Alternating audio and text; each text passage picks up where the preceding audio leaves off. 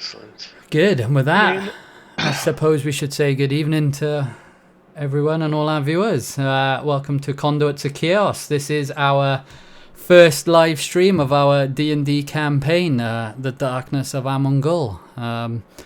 We are a bunch of nerdy D&D enthusiasts and tabletop gamers and other gamers from Wales. So, yeah, I'm Mike, and I'm not going to make you all introduce yourselves unless you really want to, but these are the bands of chaos. Hey, Mom.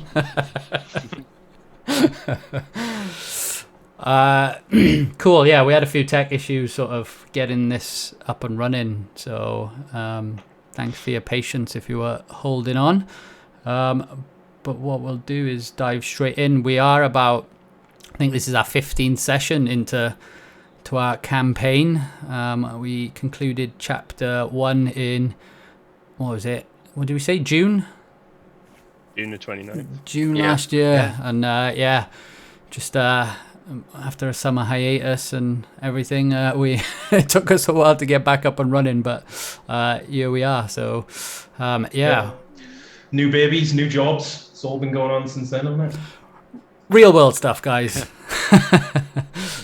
But yeah, it's great. We decided we wanted to start streaming, so we'll just see how it goes tonight.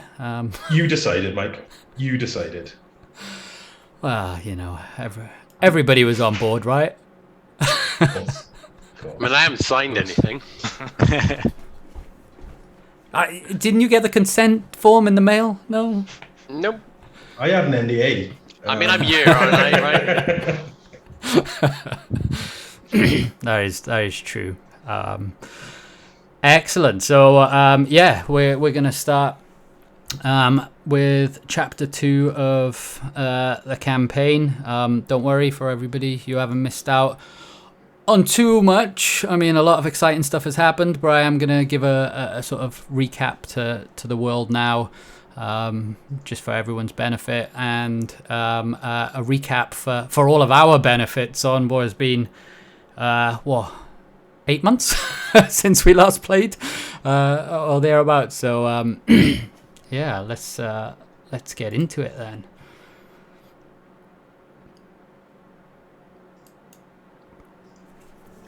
So, The Darkness of Amon'Gul is a high fantasy campaign set in the continent of Creydor, within the Realm of Ancient Paragons. Creydor itself is a seemingly isolated continent, largely consisting of vast mountain ranges which extend the southernmost regions of the continent and spread across the easternmost regions and into its northern tips. As the mountains extend to the northwest, persistent and violent storms have consumed the land, creating the treacherous Storm Mountain ranges. Beyond these, a strange and eerie magical darkness coupled with these violent storms to create an area known only to the inhabitants of Creydor as the Dark Vale. After a hostile uprising from this region over 200 years ago, where the city of Palinda was besieged by an army of undead, dragonborn and giants, a great wall was erected spanning over 500 miles from the eastern coastlines of Palinda all the way to the mountain pass at Fairwater. These great citadels now maintain a watchful eye in fear of what may once again rise from this dark and mysterious place. To the east, the dwarven fortresses of Kazakvar, Doldan and Dunmuldur nestle themselves into the vast colossal mountain range, prospering from the wealth of minerals as they burrow deeper and deeper into its depths. The high walls of Doldan offer views out eastward towards the perilous mountain trail that carves its way through the colossal mountains and into the neighbouring continent, separated by a vast icy and barren wasteland which few have dared to venture. The coastline to the west, the jagged coast, is plagued in rocky outcrops, creating an untraversable barrier for exploration beyond its distant shores. Coastline trade is a risky but profitable business for the most skilled and trained of ship captains who dare to navigate its waters. To the south, the valleys open into lands of forests, rivers and lakes, with smaller mountain ranges scattered throughout. The elven cities of Thuria, Githara and Mithra flourish far from the troubles of the rest of the continent, keeping themselves isolated, trading only as a means to maintain their lifestyle an endless pursuit of knowledge. The feudalistic nature of the inhabitants of Creydor have led to centuries of hostilities. The continent has been scarred by war and grief as the dwarven and human kingdoms have aggressively fought over land and power. A now tenuous relationship exists between them, united only by an unknown fear of what lies beyond the Dark Vale. A history of which our adventurers will soon come to understand. While the most devout of followers speak of the gods as though they were present, the gods that once watched over these lands have not been seen since the Great Uprising, leading some to believe that they no longer care for their very existence. And so, our adventurers find themselves in an isolated continent, with tenuous relationships existing between its inhabitants, the gods all but silent and the fear of the Dark Vale looming strongly over them. A need for adventurers has never been more present, as they find themselves part of the continent's most renowned of adventuring guilds, the Vanguards of the Wild, battling the creatures and dark magic that now run rife throughout the land, threatening their very existence. And thus we reach the story so far. We find ourselves with a small band of adventurers, a fresh group of initiates into the Vanguards of the Wild, renowned of course for their magnificent and esteemed leader, Grand Adventurer Surveyor Icebreaker, the first and only inhabitant to travel beyond the land of the continent and across the vast and dangerous icy expanse to the east. After a period of initiation where the adventurers met their leader, and another of the renowned adventurers, Adventure Master Thunderfury, in the southern dwarven city of Dun Muldur, they were given their first test, the rite of passage that all guild members must undergo. This brought them to the north of Dun Muldur to a place known as the Island of the Elements. Here they learnt of the guild's true purpose, to unearth the mystery and secrets of the gods, who they have come to believe have left the inhabitants of Creydor to fend for themselves, and that the trial of the elements is the means to uncover and communicate with them, and demonstrate their loyalty so that they may once again return and protect their people.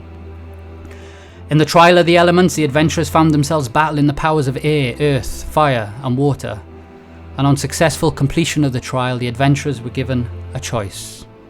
A path leading to light or a path leading to darkness. Whilst choosing the light, they later come to understand that these paths were not a choice, but rather a vision of a world to come. A Creydor where the gods had returned and lived among the people, or a Creydor absent of gods, shrouded in darkness, death and destruction. So Grand Adventurer Surveyor believes that the chambers were built as the first step in communicating with the gods, and that the next piece of the puzzle must be sought before the gods find them unworthy and destroy Creydor completely. The guild has a vast network of spies that seek out knowledge to this end.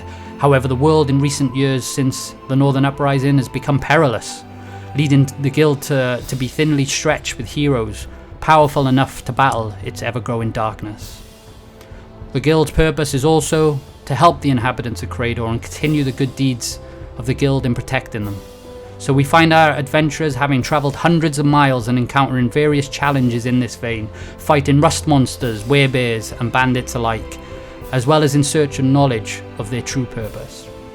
Hostile factions such as the Brotherhood of White Flame are religious zealots who seek to bring down believers of the false gods, have sought to hamper the guild's efforts, and are an ever-pressing threat to their very way of existence. A threat realised during the Festival of Boar in Kuram, where the Brotherhood were responsible for releasing a captive young dragon on the festival audience. Fortunately, the band of adventurers were able to thwart their efforts and uncover intelligence that the Brotherhood had plans for future attacks against Boar's worshippers. More recently, the adventurers found themselves travelling to Earthfield, where the town and even members of their own party were being afflicted by a strange and dark sickness. This led them into the Plaguelands, where they uncovered the burial tomb of the great Emperor Dagalic Runemaster, who resided over the Dwarven lands almost 900 years ago. A tragedy struck the group early on, however, with Ezra falling lifeless following a vicious attack from a strange and mutated creature within the tomb. The secrets held within one of the chambers uncovered a means to bring Ezra back from the precipice of death, however, thus far with no ill effect. As the adventurers battled their way through the remainder of the tomb, they discovered the burial chamber of Dagalic Runemaster himself, his tomb damaged and no signs of remains within. They were not alone, however. After battling a creature of an undead nature, they discovered this to be the cursed body and soul of Dagalik himself. And in a moment of gratitude for releasing him from his curse, and as his soul began to ascend from the plane of existence, he told the adventurers of the troubles that had befallen Bor and the gods. He explained that Amon, father of the gods, was starting to lose patience with them, and so they placed hidden chambers across Creydor, a hidden message and way for them to be discovered in the event that Amon took them from this world. A lifeline to save the gods, to save their people, and most importantly, save Creydor from its inevitable destruction. And that's where we'll pick up Chapter 2, The Mystery of the Ancient Paragons.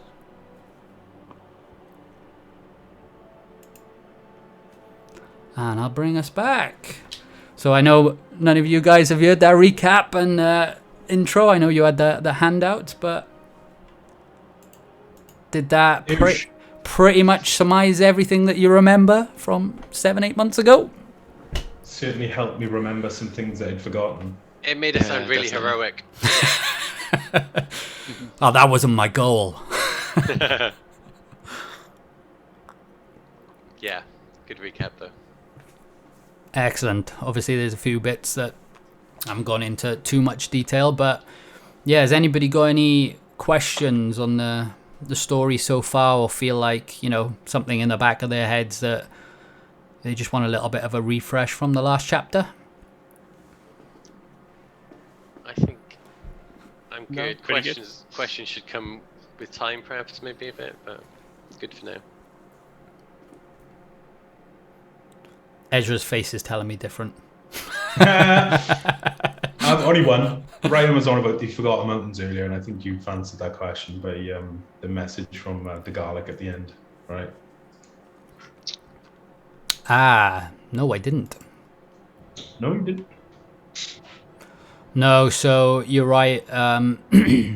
In your final encounter with the Garlic's cursed body, and when he was freed, yeah, he told you the plight of the gods, and he told you that the next key lies within the Forgotten Mountains, but he didn't give you any specific detail as his soul seemingly faded away into its next plane. General direction. No?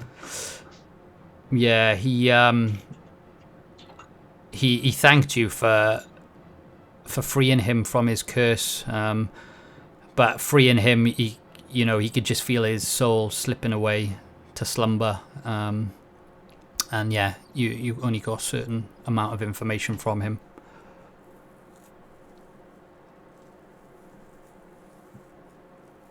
I don't remember why, right? I remember feeling a bit sorry for him. He'd been there for 800 years. That'll do it. That's the one. 800 years, stuck there by a curse, yeah, not able to sleep. That'll do it, won't it? Or wash, I would imagine.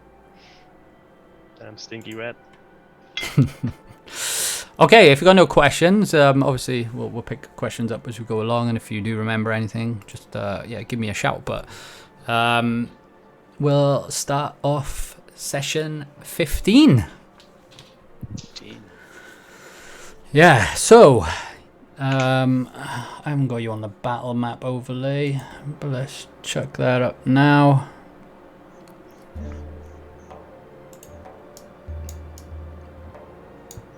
Yep, so you find yourself in Dagalik's tomb, surrounded by gold, gemstones and trinkets. The light of the chambers have shifted from that eerie purple hue that was there before to an almost relaxing golden yellow, as though the sun had just risen throughout the tomb. The heavy, dusty air you found yourself breathing in seems to lighten, and you actually feel a gentle breeze as it sort of touches your senses. A freshness against your skin and sort of in your nostrils, as though somebody had just opened a door on a warm summer's day. And as you all take in this change in the surroundings, a calm aura seems to wash over you. You begin to compose yourselves, and for a brief moment find yourselves reflecting on the long hours and possibly days that you've spent in the tomb. A tomb that seemingly wanted you dead, but has now provided you with a wealth of treasure, not just in gold, but more importantly in knowledge of a purpose larger than any of you could have possibly imagined.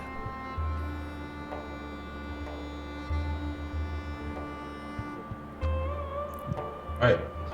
How do we get the fuck out of here? Oh, sorry, is this a PG stream? No. Oh, okay, cool. We still have the issue of getting the cure to the people of Earthfield.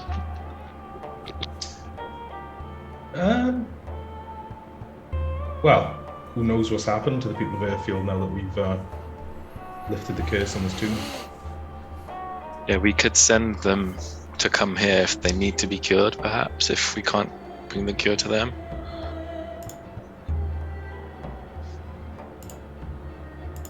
I'm keen to leave. I'm very hungry. Rarian, how do you propose that we bring them the cure? I have no idea. We tried filling our flask to try and transport it, and it didn't work. Well, There's a chance that with the garlic freed, the curse could have just gone on its own, but it seems unlikely. can we bring the people here?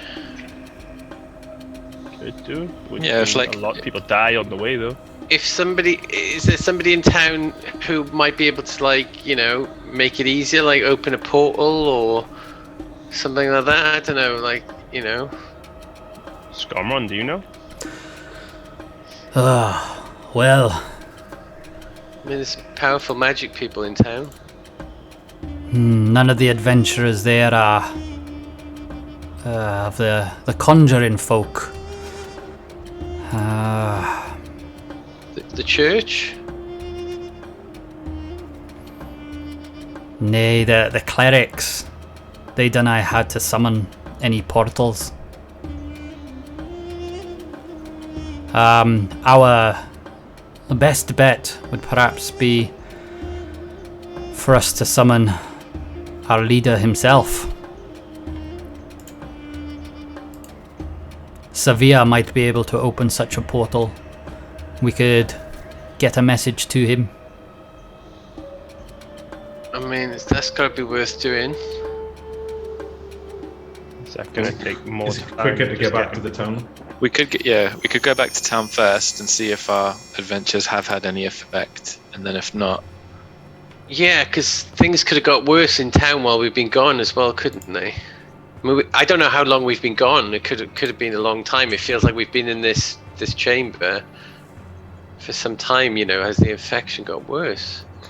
I was growing sick of the outdoors before I joined here, but I'm longing for it now. This tomb is starting to, until that breeze just came in a moment ago, starting to get a bit close in here. I'd like to leave quickly. Let's go. Yeah, Is group's consensus to leave? I think so. Get back to town. Did you all take the artifacts? So in the contents of the chamber, we did at the end of the last session count up some of the stuff that was there. We said it was around 1,200 silver pieces, 1,000 gold pieces, an assortment of gemstones and rarities that were quite expensive. There was a particular potion there. I believe it was a stone giant strength potion. And then there were 4 artifacts. Did we pick them all up? Got all the money noted down. I was thinking if next time we're back at the guild, we can split that up and work out the guild's cut, I suppose. Rather than starting our first stream session with just a accounting session. Come on, we all love accounting, right? You let us know in the stream chat if you want us to do some accounting. We'll do it. All right. The artifacts, do we know anything about them, or do we just know they're artifacts and we're going to need to get further info on them? Well, by artifacts, you recognize them as items that stand out from the rest, yeah? So... Are we talking about the whip, the... Wrappings sword, and all that, the yeah. Rapid? Oh, no. So they're different to the ones actually in this treasure chamber. So those were what you uncovered from a previous chamber. Yeah, okay. I have no idea about these. I don't remember hearing them. Yeah, I don't have the artifacts then. So do you want me to go through them? Yes, please. Okay, so among the hoard of treasure that seems to be there and gemstones, certain artifacts do stick out to you.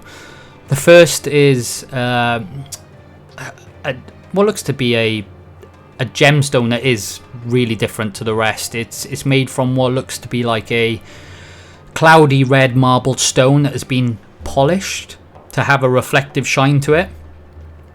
And actually, first roll of chapter 2, for those who are looking upon this item, do you want to give me a history check? I reckon we should all do one.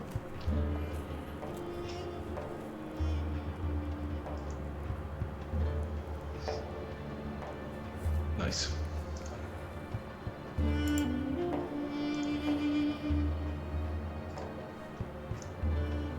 So what do we get? Grizz got a 19, Ezra a 14. Is anybody else rolling? I mean, Grizz, you instantly notice anyway that it looks like something that you've seen in some of the tapestries. Something that you've seen in a few of the depictions of the garlic himself. And it resembles something that you've seen flying around his head. Or, you know, located around his head but in different tapestries.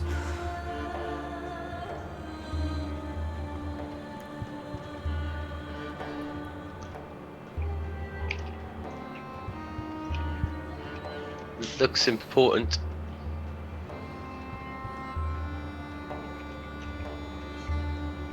Then are you going to leave it there, pick it up?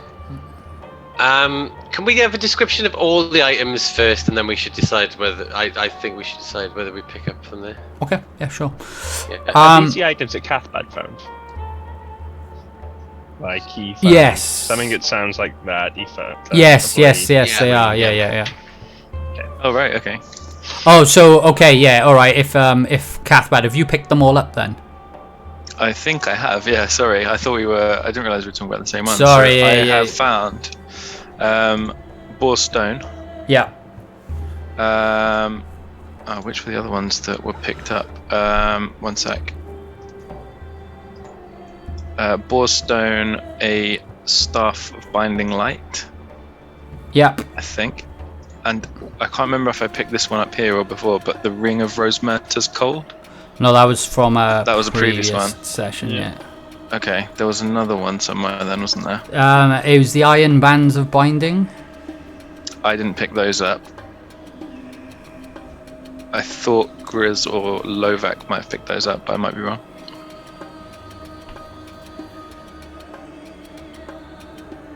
No, I didn't pick those up. So I don't know. Yeah, I don't think so. Did we discuss that we weren't sure who could use them or who wanted to use them? Maybe. I don't think we checked out what these were. I think Yeah, we I may have written something down and then Other maybe than it changed. sort of the visual identification of them, you haven't actually spent any time with these objects. So these are just literally artifacts now that stand out from the crowd. So one being a stone, as I mentioned. The iron bands seems to be a sort of rusty iron sphere measuring about 3 inches in diameter and light in weight. So really it fits inside the palm of your hand, so it can probably be thrown quite easy. The rusty metal seems to be formed of a tangle of metal bands, but you can't quite ascertain its purpose at this point. But if anything, out of all the objects, that one doesn't seem to fit in with the rest. The staff of Binding Light. So yeah, that's quite an interesting one. And instantly, Cathbad, I would say you'd be more drawn to it as a staff. Yeah, that's why I picked it up, because my original quarterstaff got smashed when I tried to attack some sort of magical object earlier on in this dungeon. So Yeah. I'd quite like to keep hold of that if I can.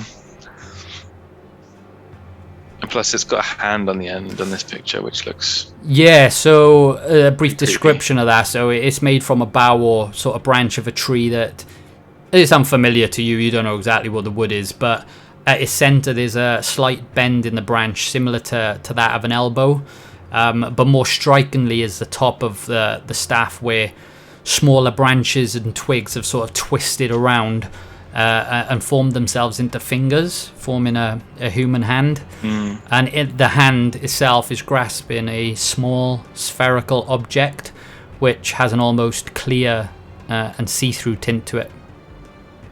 Oh, okay. Can I take a quick look at it now? I need to attune to it anyway, but can I have a quick look at that object in the hand? Yeah, I mean, give me an investigation check if you want. It's rolling. Let's see if this is still working all right. 6. So, other than... Come back later. Yeah, actually, the words "come back later" read in this like little ball that it's holding. Yeah, other than what I've sort of described, you can't really gauge much from it at this point, other than, yeah, it's an intriguing looking staff. I immediately like it because it looks kind of creepy with the hand, and it's a little bit more badass than my previous staff, which was just a block of wood. Yeah, I like it. Excellent. And I guess then the most striking object in the chamber, you notice, is a short sword that seems to be planted into one of the chests. The light is just glistening from its cutting blade. The hilt is made from a solid gold dragon that weaves its way around it. Its tail curls its way around the shoulder of the sword, and as its wings sort of unfurl to create the guard of the sword itself. And as the dragon continues down the hilt to the pommel, its mouth sort of opens and holding within it an emerald coloured gemstone. A short sword with a dragon on it, you say? Wouldn't be Dungeons and Dragons without a dragon, right? We have a dragon slayer in our midst, don't we? That sounds, yeah, we do. That sounds like something I would be very interested in investigating. Can I roll to investigate the sword? Yeah.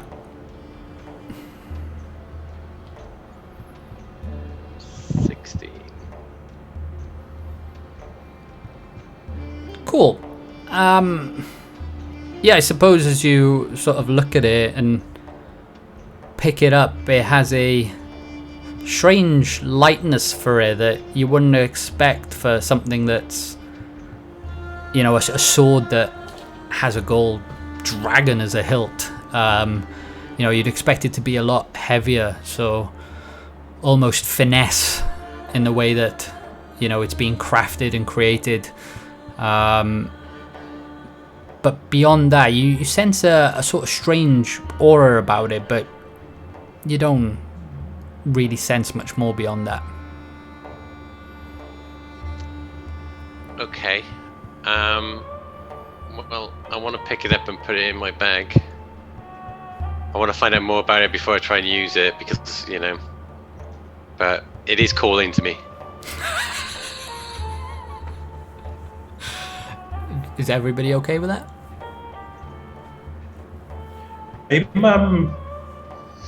I'm not really paying attention to much of what's going on here. I'm almost sort of looking blankly into the air. Oh look! I just go. Oh look! A monk weapon. and then put it in my bag. So I'm not trying to be all like sneaky about it or anything. I just like, you know, there's something about it that, you know, it's just speaking to me. I'm like, I wanted one of these for my birthday. But you don't. No, I was doing an impression of you. I was pretending to be you. It's okay. Okay, so yeah, I'm just gonna put it in my bag loudly, you know, not sneakily or anything, you know. Make sure that thing's not cursed, though. Yeah, I'm not going to use it until I find out more about it. I already have a good sword that is good for me right now, but there's just something about how shiny the dragon is.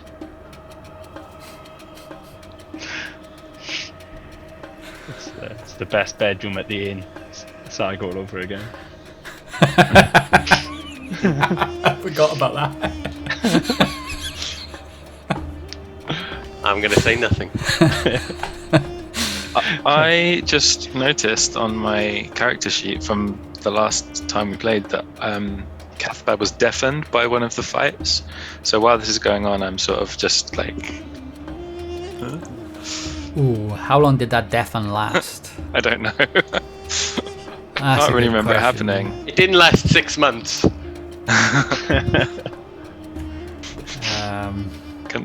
Yeah. Does that wear off now that we've completed? I mean, cured the dungeon, the curse?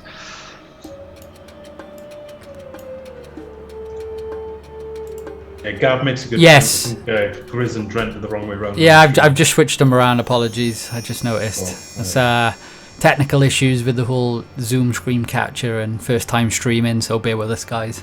But yeah, I didn't want to say anything and ruin the flow, but I literally just seen your message. Yeah. You can always rely on Gav for that. So. Thanks. Everybody should be in the right order now. Yeah. So that would have been temporary anyway, Cathbad. Cool. So you've been out of combat now for long enough that your senses would have returned. Nice. So that's the 4 items now, right? The gemstone, the staff, the bands, and the sword. That's right. Yeah. Who took the bands then, sorry? I assume Cathbad has them all. I was going to say, I don't have Cathbad, do bands. you want to hold on to the bands for now? Because we don't know much about them, and they may have something to do with the staff, right? They both seem to have some sort of power to them. Okay, iron bands of binding, sorry, yeah. Yeah. Or I can put them in the bag of holding. It's up to you guys. Oh yeah, we got a bag of holding. Which you won in a festival. Ezra the champ. Ezra the drinking champ. Yeah. Was that the pie eating contest or the drinking contest? I think it was a combo of 3, right? a combo of 3. Yeah. Yeah, okay. it was a tournament. You were, like, it was like the strong arm contest, the drinking contest, and the pie eating contest, right? I think Yeah. so. Something like that. But yeah, well done. The iron bands of binding don't require attunement.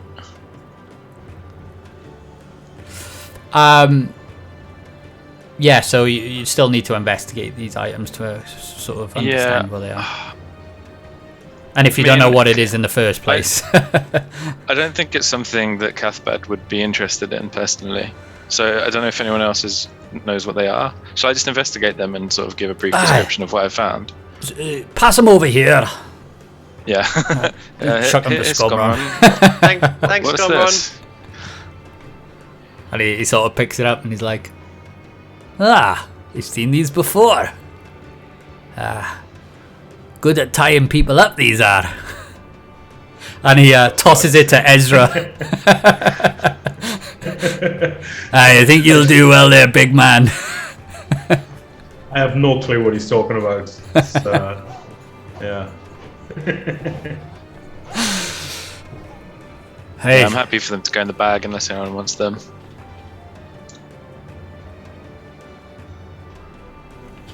They'll come in handy at some point, right?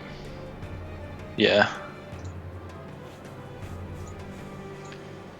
They're not really my style. I'll probably be a bear at some point, and bears don't throw metal bands at people, right? So I've never seen a bear do that. no, they haven't got the dexterity. That's the word I'm looking for. What about you, Lovak? Have you ever have seen a bear do that? no, but I have thumbs. Yes, so I'm holding these swords. Okay, are we good to start getting out of here now? That's a great idea. Yes. Yeah, so happy that you sorted the loot then. Yeah. Are you pocketing as much of the rest as you can and getting the guild to come back? Yeah, Yeah. makes sense. Okay, so how are you going to depart the tomb? Are you going to be cautious in any way, or? You've triggered all the traps in your shoe, really. Isn't there I like think an you easy triggered exit most now, of like in them, to be fair. Skyrim or something?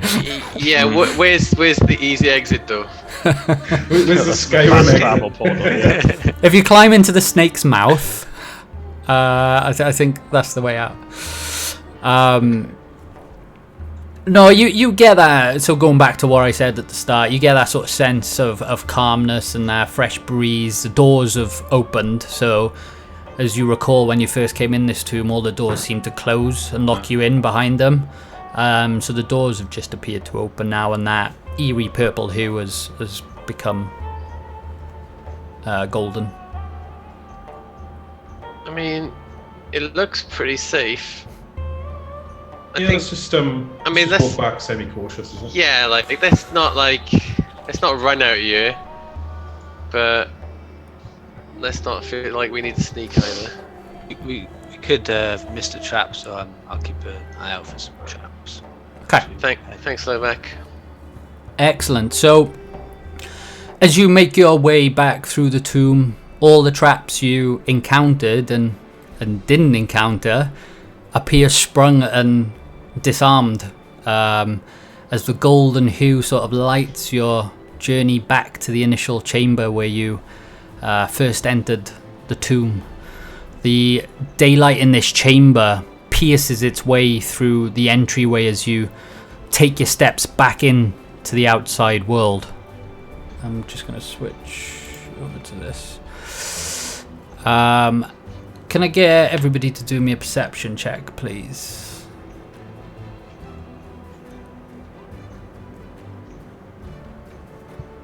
(10, 14, 7, 18). Okay.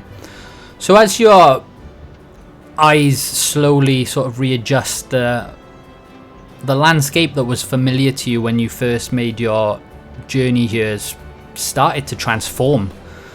The large sand dunes that littered the ruins of the ancient city have begun to wither away, and you now see foliage, plants, and in some places grass growing among the ruins and the surrounding hills.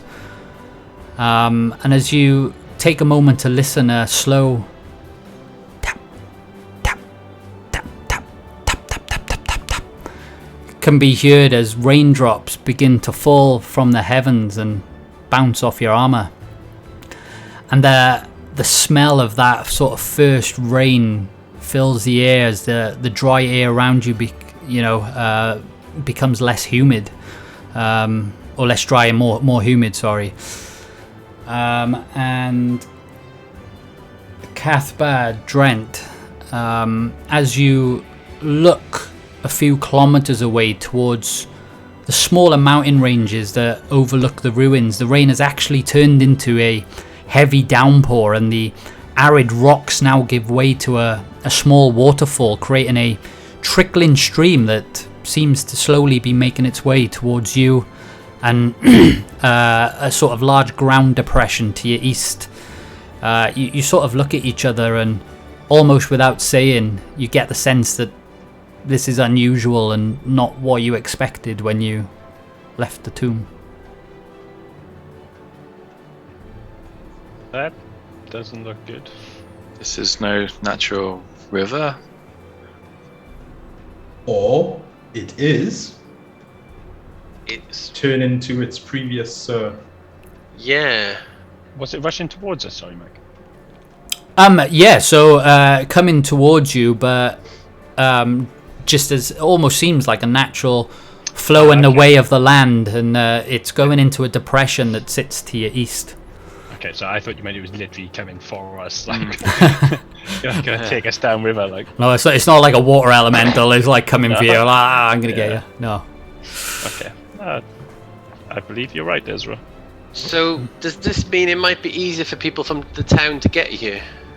Or maybe That- they've been to on the normal as river. well. Oh, yeah, that would be even better. Or they can get a boat and come here. Is that a lake filling up over there? And I point over to that depression that was mentioned. Well, can we go and take a look where the water is flowing to? Is it far away? No, it sort of sits to the sort of south and the east of these ruins. You know, so it's not far away at all. But it is quite a large depression, and it's still a little bit sandy from, you know, where you previously came into the tombs, and it was quite arid and dry around here. But it's quite deep, almost like I suppose to describe it as a gentle meteor crater. That wasn't there before. It was there before, but you didn't notice it because of the sand It was dunes. just sand dunes. Okay, yeah, okay. I mean, I don't know if I'd be able to tell, but would any of you not be able to tell if there's anything different about this water to normal water? I mean, I've got no clue. The water's water to me, but could this be like, you know, healing water or something like that? Or is it just, you know, life is returning? Yeah, It feels to me that these lands have been rejuvenated now that the curse has been lifted. Yes, it does feel that way.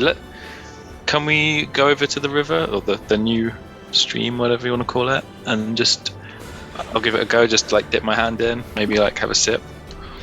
Yeah, so at this point, it's still sort of forming. The rains have only just started to create that downpour. But certainly you take a sip of the water and it just feels fresh and pure. Put your tongue into it. I'm not a cat. Yeah, transform I haven't seen one. you could be though, right? Yeah. But no. Okay. It seems good. It seems normal, healthy. I think we should make a bit more of a hasty move to Earthfield, though, to check on everyone. Yeah. If we are correct. Good idea, Trent.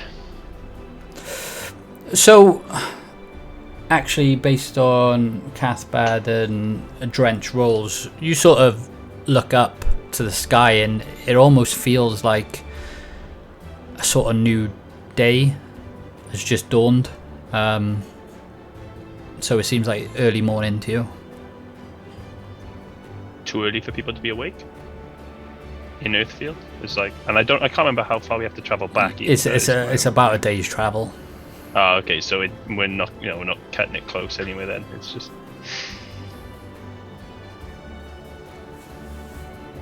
Yeah, it's about 40, 50 kilometers, I'd say. Okay, well, We have to Head rest on back. somewhere. Yeah. Oh yeah, that's a good point. We probably we need a rest when we get there, won't we? I'm just thinking of. So you're gonna rest here, or are you gonna plow onto Earthfield and? So do we do get halfway there, rest, and then we can get there in the morning? Because that feels like the most dramatic thing for us to do is returning heroes come at the crack of dawn, right? I think we need to time this stuff. Yeah. Hopefully we'll find a feast, yes. Yeah, a breakfast feast. We all deserve it. Okay. Excellent. Yeah, let's start traveling and rest on the way. Cool. All right. So, as you continue your journey back to Earthfield, you continue to observe these changes that, in the surroundings, that as the sort of dry, arid wasteland that you were familiar with now starts showing signs of life everywhere. The intense heat you encountered on your journey here has subsided as the rain from the mountains started to fall all around now. You even noticed flowers starting to grow among the bones of the mountain pass graveyard that you encountered, the undead snake-like creatures earlier in your journey here. I think we all remember Scomron getting a lightning bolt in the ass. So you've made a good way through your journey, and it's got you to about that point. But yeah, everything seems to be, as Ezra said, rejuvenating around you. So the sun is started to set now over the lands. I mean, you can kind of just make that out because the light is changing. It's quite heavy rain. But if you remember where you were, you had those tall sort of overhanging cliffs where those undead snake-like bone-nagger creatures appeared from. So if you do want to take a rest, that's probably of all the places where you feel you'd get most shelter. There's the risk that there's more of those in there, though. What? In these rejuvenated lands? Come on. So the giant snakes now have bodies and skin. I don't know how much rejuvenation they have. Maybe they've turned into ponies. Shetland ponies. Well, that is way less threatening than the first image I had. Sorry, way more threatening. Sorry, I can talk them down. I'm quite tired. Are Shetlands bigger or smaller than normal ponies? Smaller, yeah. I was thinking, I thought you were I got scared it of the wrong small way around things. That would be something to note down on the character sheet if it's true. So it's up to you. You can stay, or you can continue to press on and find another location. I've been waiting for nearly 7 months for a long rest, so I think let's get one done. Yeah, let's do it. After what we've been through, we can handle anything. Okay, You've so been awake for a long time as well. yeah. Well, you're pushing around sort of early evening now. So a good rest will get you going the next morning from this point, and likely to reach Earthfield if that was your goal to arrive there early in the morning. So yeah, taking a long rest then. Yeah. Cheers. Resting the button. And how long is a long rest again? Between 8 hours, but if you want to do 2 hours worth of stuff, you can. I would like to. Can everybody hold off from pressing your long rest button, other than Novak, because I know you pressed it. It's fine. I pressed it as well. No, there's only one person I didn't want to press it, and at this point, it's Ezra. I remember what health I was on, so it's fine. There you go. Yeah. I mean, it's fine. So you all bed in for the night. You use the sort of cliff face as shelter, and I don't know if you had some rations or supplies on you, but yeah, you seem to have feasted and looked after yourself for the evening. But during the night, can I have everybody but Ezra roll a perception check, please?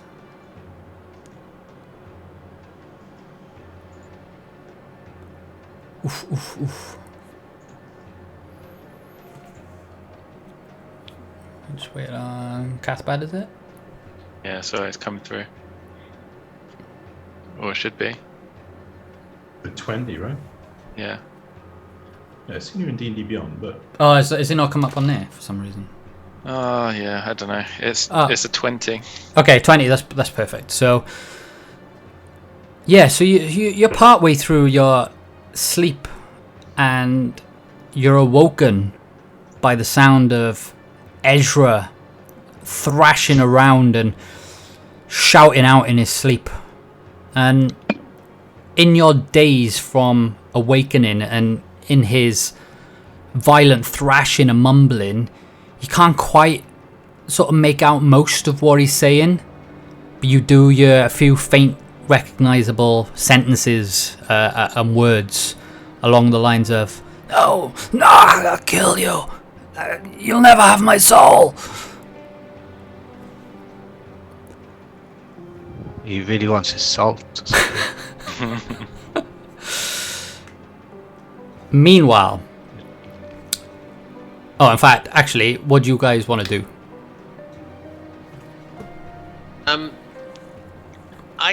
I think that with something like that, it's best to ask him in the morning, isn't it? Because, like, if we interrupt him now, he'll probably know less than he would if we don't. That makes sense, right? Interesting. It's to say you never wake a goblin who's having a nightmare, so it's probably best to wait till the morning. Yeah. Is that the old saying goes? Yeah. I viewed that. Yeah. That's the bugbear saying, is it? let nightmare and goblins rest. Yeah, totally. Yes. I mean, you clearly haven't woken one up from a nightmare.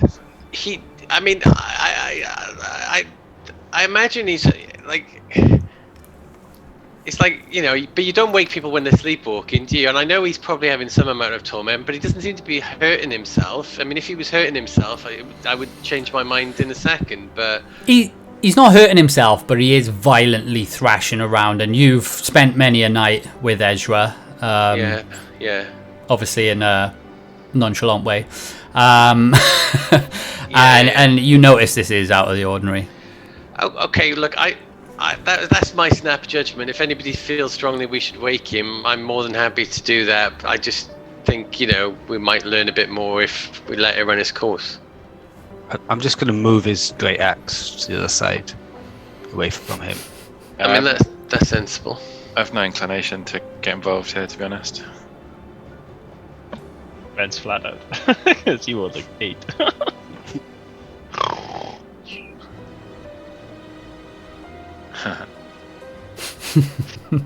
I mean, unless anybody feels strongly about it, let's just talk to him in the morning, and hopefully we can have a good conversation about it and see where it goes, right? I agree. He needs his rest either way. He fought really hard in that last battle. It might not be the best rest he's ever had, but he still needs it. Okay, so you've all made the decision to leave him be, those of you that were awake? Yeah, everyone but so. Drent, who is just fast asleep, just no care in the world. You hear slight mumbles of, I killed a dragon, I killed a dragon. As he's obviously enjoying some pastimes. Great, so I'm going to flip over to Ezra, and this is Ezra only, so I'm not going to ask people to leave the room or anything. You know, we don't do that, but you guys are not aware of obviously what he's seeing in his dream. So yeah, you find yourself dreaming of the moment you were killed. A strange feeling overcomes you. There's no pain or sensation of any kind, and your mind feels free as you float away from your physical body. For a moment you see your fellow adventurers around you, but then suddenly they begin to blur as everything turns dark. Everything starts to become unfamiliar to you. The darkness around you consuming your vision, only able to make out sort of brief glimpses of the horizon, which also appears as a dark, foggy haze. Everything around is silent. But as your senses start to focus, and you focus yourself in the moment, you begin to hear a deep breathing sound below you.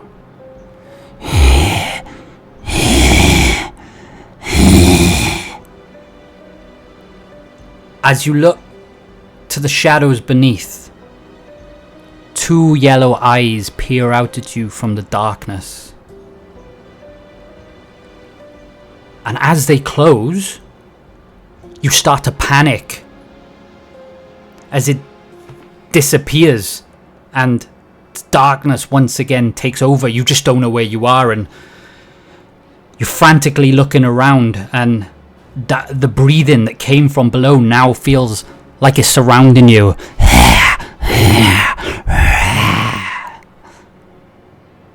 Seconds feel like minutes.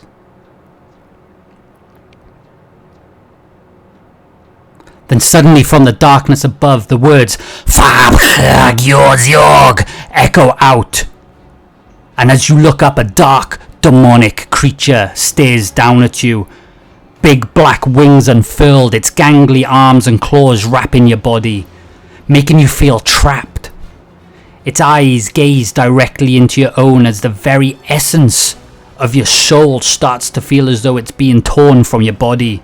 An agonizing pain for which you can't do anything about, as if every inch of your mortal body is being tortured violently. Then suddenly a flash of light ends the ordeal and you awaken from your sleep with a howl of anguish, the sweat dripping from your forehead as you struggle to catch your breath. And you awaken. You're on mute. As I come around, I'm going to go straight into rage. I'm going to pull out my great axe. And I'm sort of going to, 360, make sure that, there's nothing there. So, Panic, in your violent rage, you reach for your great axe. But you frantically panic because it's not where you left it.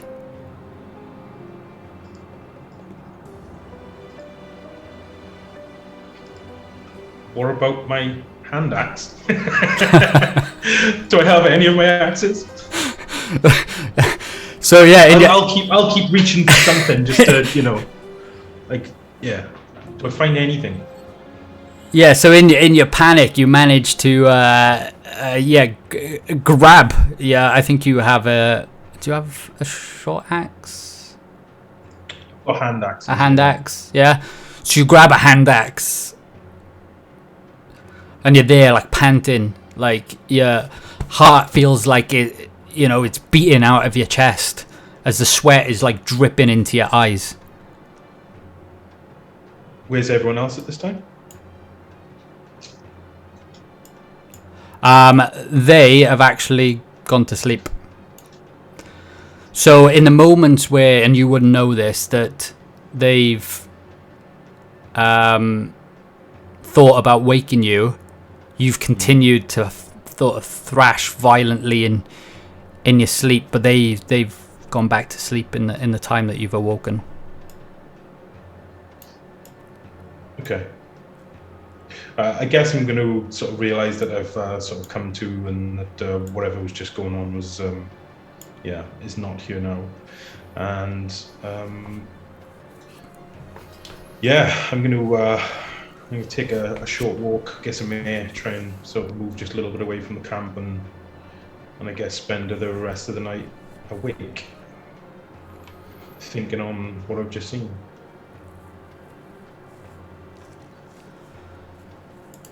Okay, so as you sort of walk away, you didn't manage to take a long rest, but you did manage to get a short rest in. But yeah, you just don't know what to make of sort of what you've just seen. And yeah, you wander off for the night. Do you return back to the camp? I'm not going to go far. I'm just going to go far enough away that I'm not going to disturb anyone. Just take in the surroundings and I'll think about what's just happened. Okay. Do you want to do anything else in that time? No, I guess I'll, take guard for the rest of the evening. Just listen out and That's it. Okay, so dawn starts to break. Mike, can I quickly do something as part of my long rest? Yeah, sure.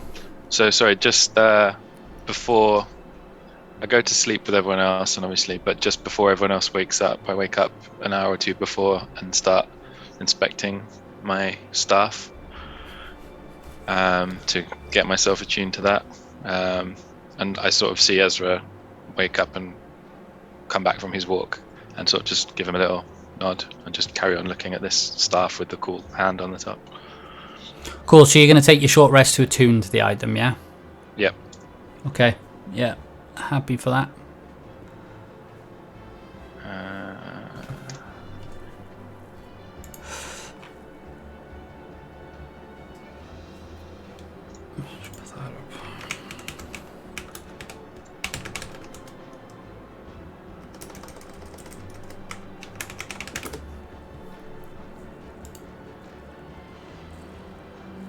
So you've added the item to your inventory, yeah?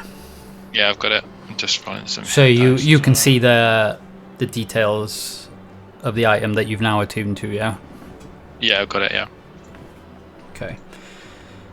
I switched the one, by the way, out of your inventory into the homebrewed item that I made. So it is based off a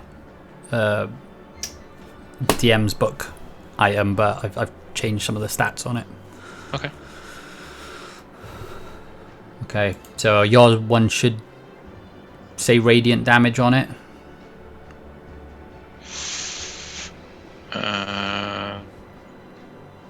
Yes. Yeah, Cool. It does. Right, you got the right one then. Excellent. Nice. Thank you.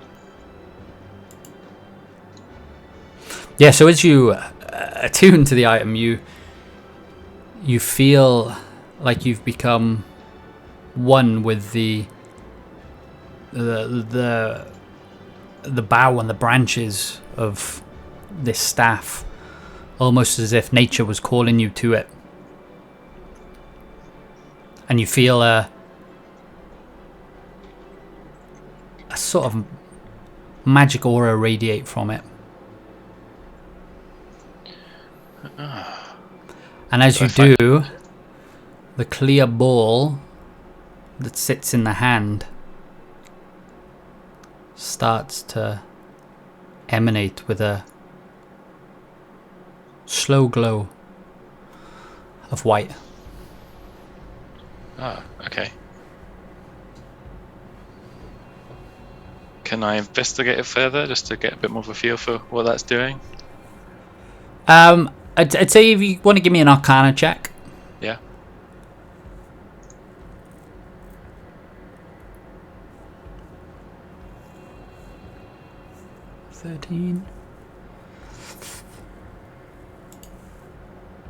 Yeah, so as I sort of mentioned, you feel this magic aura coming from it, and you can tell that this isn't any ordinary staff. It seems to have a power that you feel runs through you, through that connection, that if you were to use that staff, it would deal more damage than it looks like it would use.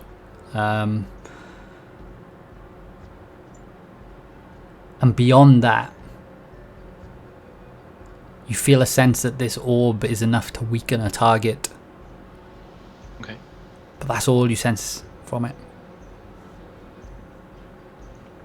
That's good enough. Like, I'm happy that I've got a good, an improved quarterstaff since I lost my old trusty one. Yeah. Cool.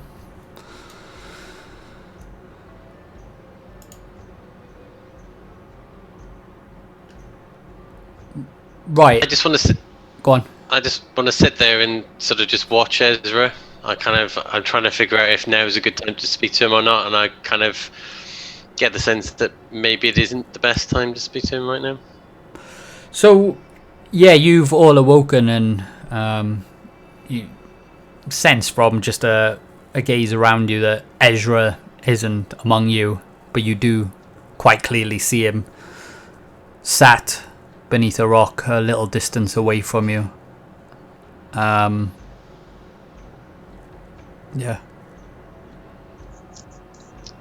So, do we wait for Ezra to come back to us before we do anything, or do we go and check up on him, everyone?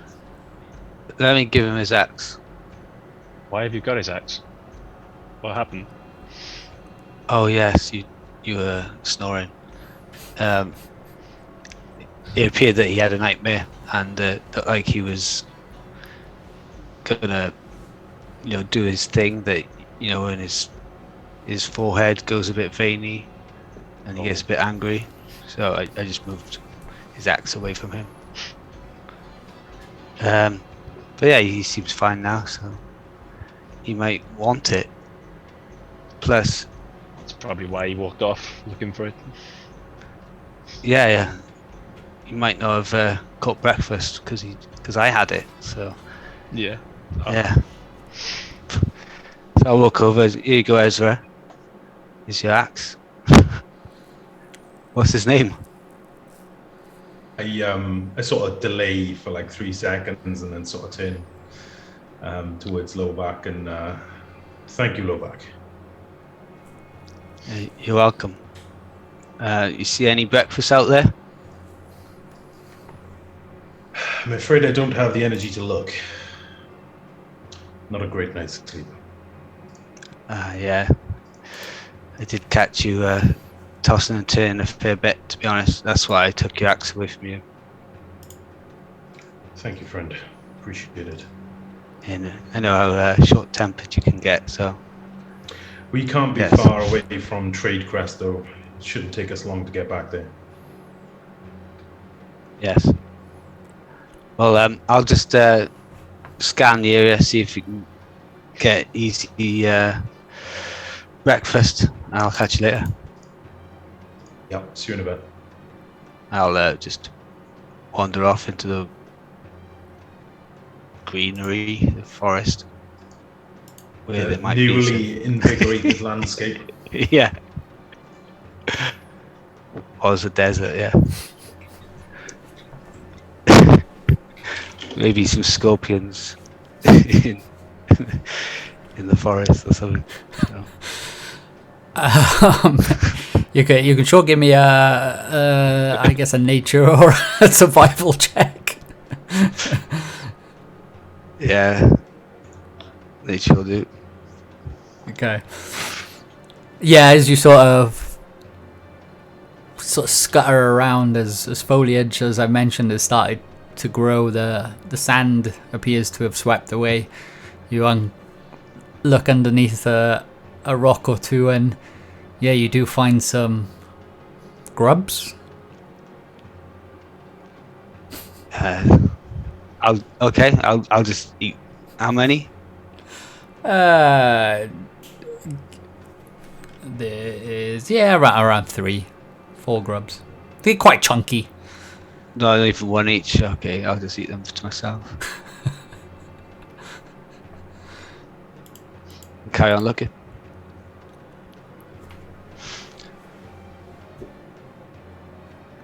Okay. What the rest are you doing? Cathbad. When do we speak to Ezra about what happened last night? Back Sorry, in town? Grizz, my mind was completely taken up by this crazy quarterstaff that we found. I hesitate to bother him too much. He's clearly a little bit agitated right now. I was up early and saw him, pacing around. I've just been sitting here watching him for a little while since I woke up, shortly after your staff started beaming light from it, incidentally. Cool, right? Yeah, cool. Woke me up, though. He does seem tense even by Ezra's standards, right? I mean, just looking at him, he's like, I don't know, I want to talk to him about it, but I want to do it at the right time.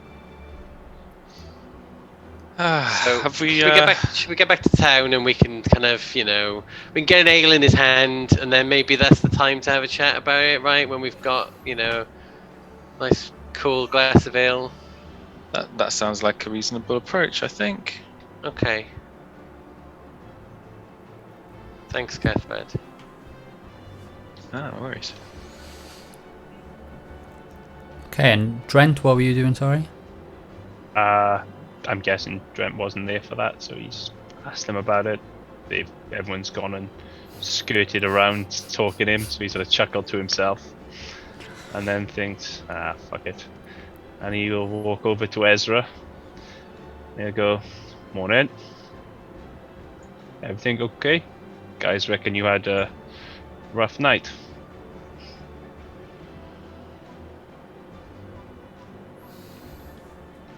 You're muted. Yes, figures. Quite the dream. Must be something for everyone to be skirting round your mood to see if you want to talk about it. Was it that bad? Be honest, I didn't see it. I was away with the fairies. Well, I am fine. Just a bad dream. Okay, well, don't be unexpected if they all come around you at some point wanting answers. Those fools. I am fine. I'm sure. Did you get any breakfast?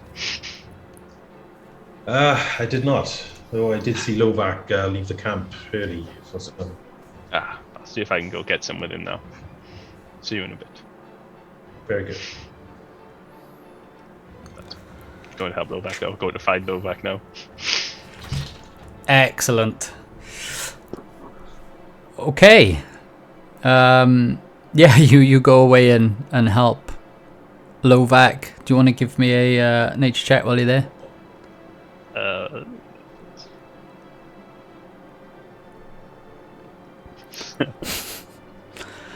Yeah, you find a stonking boar looking down. No, I'm joking. Just trying to piss Lovak off. Yeah, you seem to be struggling to find any sort of nutrients beyond flora. I find Lovak though, yeah? You find Lovak, yeah. Okay, good. He's sort of down on all floors, like With checking his, under rocks. With his wet, pussy-looking beard from all of the grub juice. And looking like a wet dog as well, because he's, it is raining quite heavily. Still. Lovak, I think we might have better luck getting breakfast in Earthfield. Yeah, so I found just a couple of grubs. And I do one of those dog wet ears shaking things. Oh, you're welcome to those. I don't think the rest of us want grubs. Yeah. Eggs and steak. They were juicy.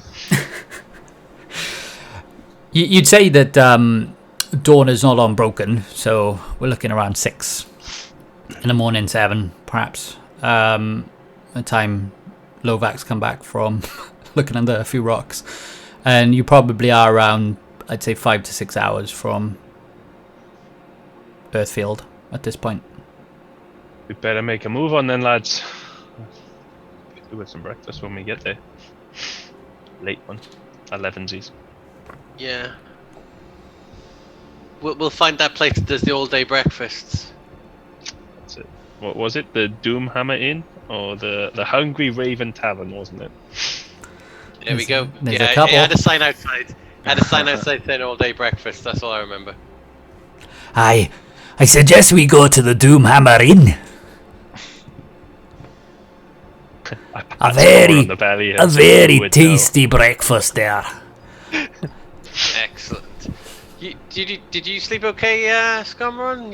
You were very quiet last night. Like a baby. I love the sound of the rain. Right, should we gather up our belongings and get moving? Do we? Great. As we get going, I sort of make a point of walking around with my staff, just more than necessary. Yeah, got any staff, Cathbad, yeah? It's so cool.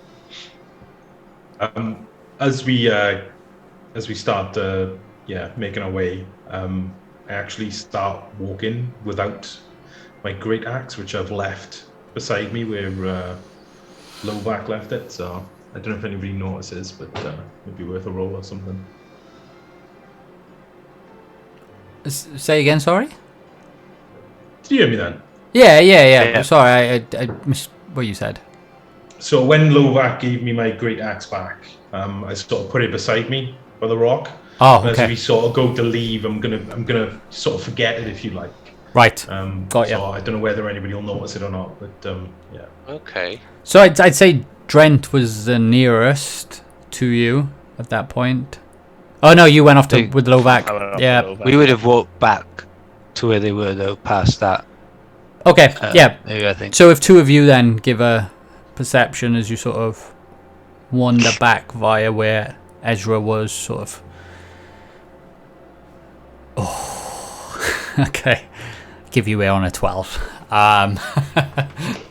Yeah. So Drent, you do notice that while everybody's packing up to leave and Ezra's started to walk away, he hasn't noticed his great axe. I will put it in the bag of holding and start walking along with the group. Okay. So Let me know after about an hour though, because I want to say, just ask him if he picked it up after. So Ezra walking away from his axe, accidentally mislaying it or forgetting is there, it's fine. But as you take an action and you're grabbing this thing and you're pushing it into your bag of holding, Ezra, do you want to give me a perception check? Oh, I had waited.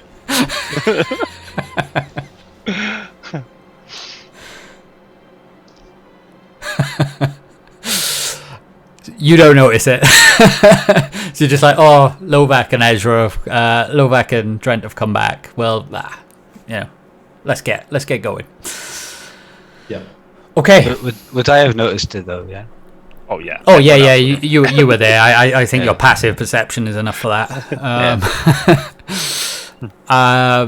Yeah. Okay. So you gather up your supplies and you, I guess, continue on your journey, right?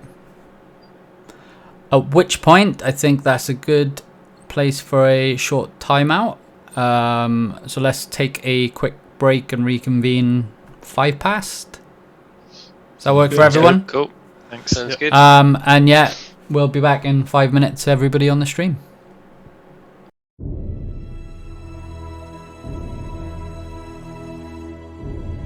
Excellent. So, yeah, we left just before the break. You were about to start your journey back to Earthfield.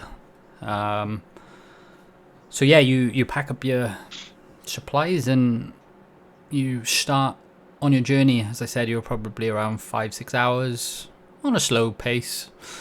So yeah, as you travel, you see much of kind of what you've seen before. I mean, the land was getting more arid as you went into the Plague Lands, so there was a bit of greenery and stuff on the edges of Earthfield. Anyway, but it's become much more vibrant than it was before.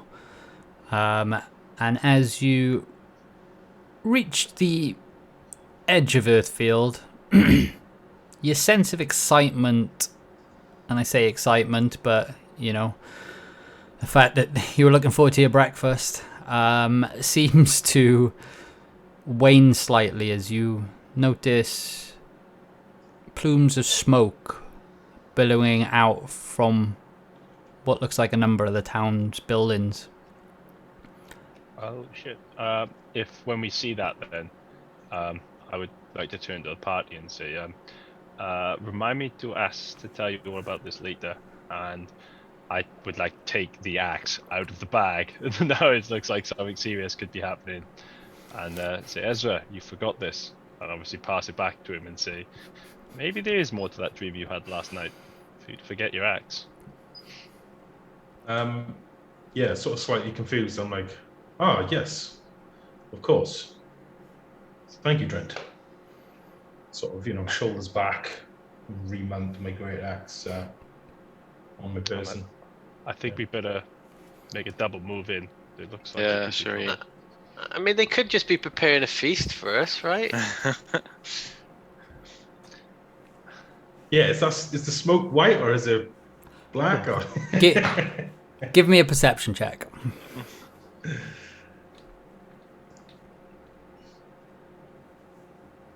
Yeah, that's enough. So, yeah, rather than, I suppose, any signs of danger, you realise that the town has probably dealt with its own struggles while you'd been away.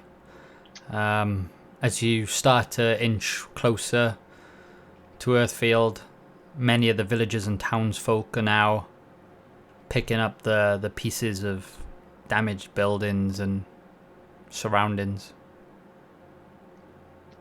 Is it And just they're burning the they're bodies. burning the dead, yeah. Yeah. Ugh. Yikes, that's a good term. Lovac, that isn't breakfast. Smells so good. It smells foul to me. Novak, you did say you've eaten human before, right? Yeah, in the Goblin Mountains, we ate humans.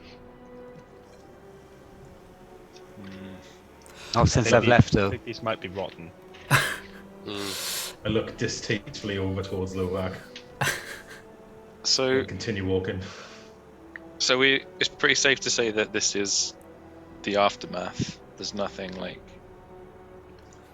urgently happening right now. We've just it's That- a bit of a That's what it feels like to you. yeah. Okay. Yeah. And now you've ascertained that, and I was meant to do it after the break because I realised we didn't do it at the start. But can we just take a really, really quick interim from this for the benefit of the viewers on the stream? But do you want to just give a quick intro to your character class and roughly what you look like? Doesn't have to be detailed. Start as I go around my screen, Ezra. Okay, yeah. My character is called Ezra.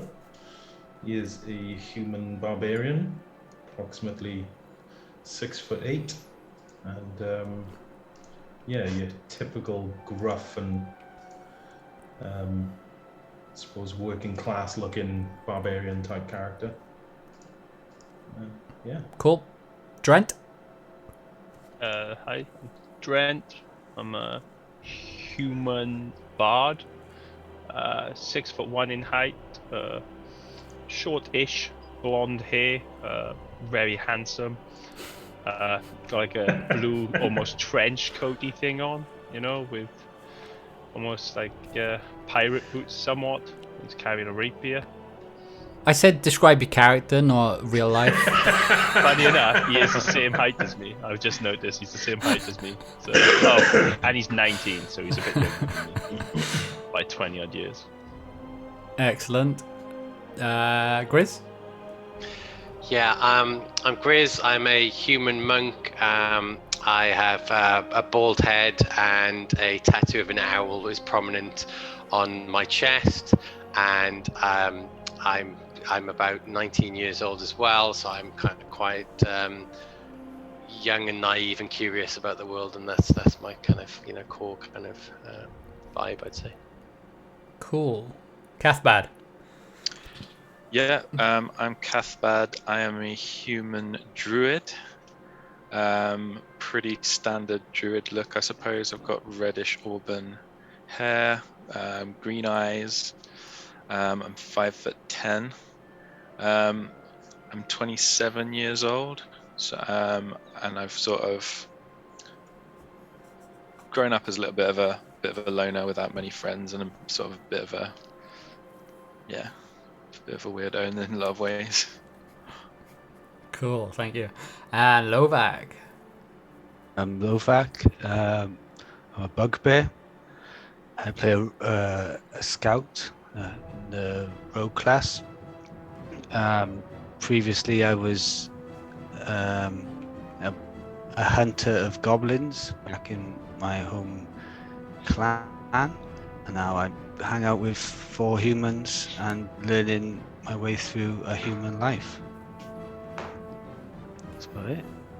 I have black hair, fur, red eyes, 6'9", and I am 15 years old.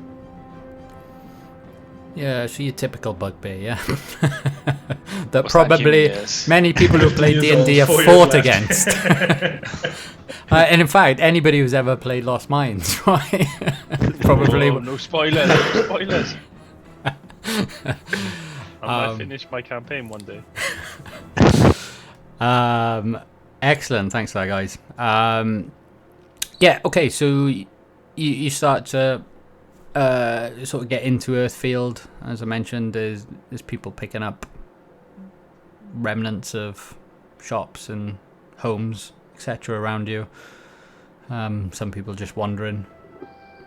What would you like to do? happened here previously? So right now, other than when you left Earthfield, which was already in a state of disarray, as you recall, the other I don't mean adventure. for the benefit of me. I mean for. Yeah, so when you guys went to the Plague Lands, the disease that had struck even some of you had already started to plague the town. This disease, whether it was related or not, it also started to cause creatures to rise from the dead. So the graveyard in Boar's Temple, which is on the easternmost part of Earthfield, on the way to the Plague Lands, the dead were rising essentially from there. Another adventuring party as part of the guild were also there, but they stayed behind to protect the village whilst you went to uncover the secrets and mystery behind the Plague Lands. See if you could come up with a cure for what was going on. So beyond the time that you left, which has been potentially days now, you don't fully know what's transpired. Should we get to the guild hall? Or where was it they was keeping everyone? They were in that tavern, weren't they, I think? Yeah, the one by the church. Yeah. Research to It was. This They overlay. was near the Doomhammer Inn, wasn't they, actually?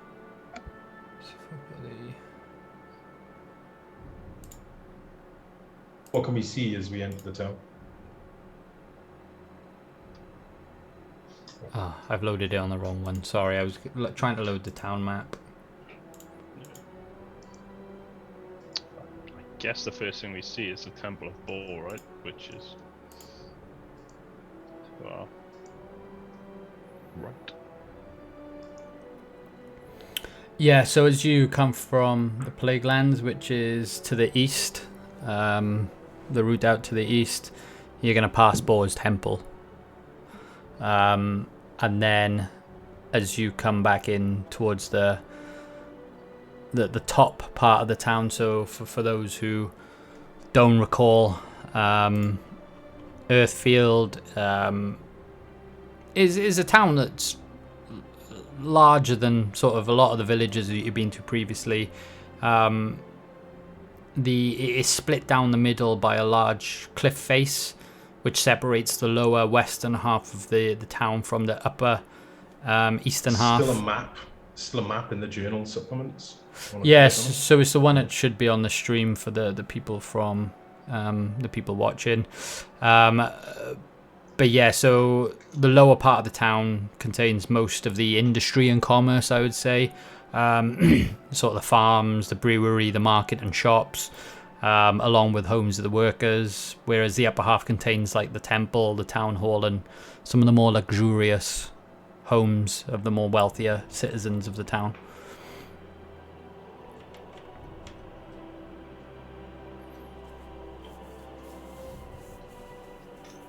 I think we should check in the inn before we get back to the go to the Adventures Guild. So if I remember rightly, that's where they was keeping the sick and the injured at the time. At least if we go there, we can ascertain whether everyone's been cured. Or Out whether of it's still a curiosity, though, problem. before we go down there, is the sort of area surrounding the Temple of War still littered with animated corpses, or has it sort of calmed down a bit now? So as you, I guess, cautiously approach the Boar's Temple, or Boar's Temple, you notice that the grounds are in a state of disarray and just a mess. You can see earth is spilt everywhere. If you recall the barricades that were holding those front gates open in your first encounter where you rescued the clerics, seem to have been destroyed. So the splinters of wood just tattered around the front of the gate. But much to your relief, there appears to be no animated corpses. Or skeletons. Or vomit. Or vomit. Though thankfully the rains have swept ahead of you during the night and washed a lot of dirt and filth away, that you imagine might have lingered you if, they hadn't come. Very good. Okay, so on to the tavern then, right? Yes, so as you continue past the temple, you reach the start of the sort of homes and shops. You see a man and a woman clearing debris off the street outside of what looks to be a bakery. At least that's what you can ascertain from the sign that's sort of dangling from the damaged building, which reads Bad Bottoms Bakery.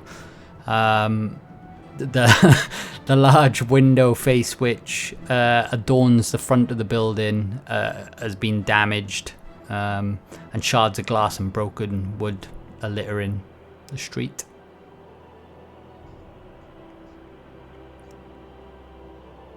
Are there any buns available? I'm assuming you're saying that to the To the bakers, I suppose they are, yeah. You open. So at first they don't realise you're talking to them, but the male turns round and he just looks at you with disbelief and almost scared because of the ordeal that they've just gone through, and now a bugbear is talking to them. Please don't hurt us. I am very hungry. Yeah, well, I can see what's in the shop. A lot of it's ruined. As long as you don't mind stale bread. He'll eat anything. Bread is bread. I'll just lob them, because I can tell they're very busy and quite weird. I'll lob them 5 silver and just help myself. Reckon they might have a cinnamon Danish as well around the back. Potentially. Grizz is gobsmacked by this display.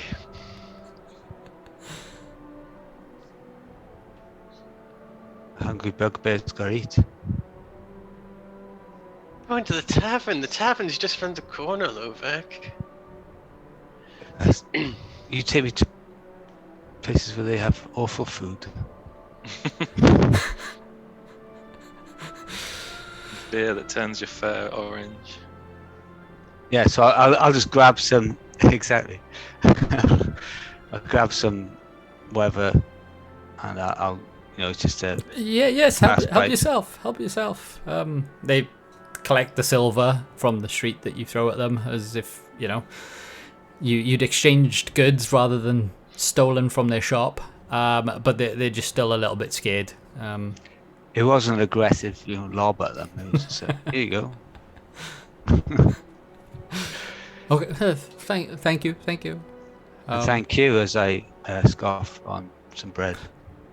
And actually, they take a sort of second look, and they just go, "Are you the adventurers?"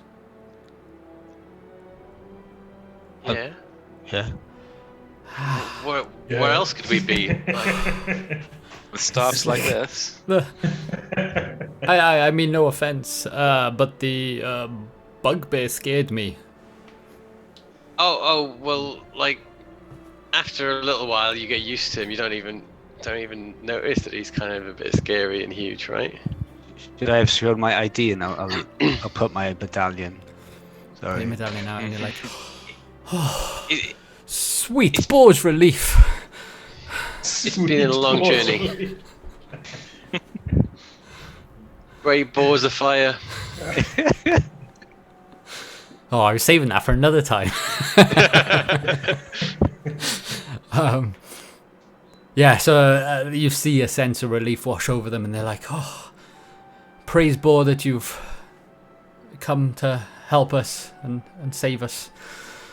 Oh, it's been an ordeal." Praise Boar as well. His water saved us.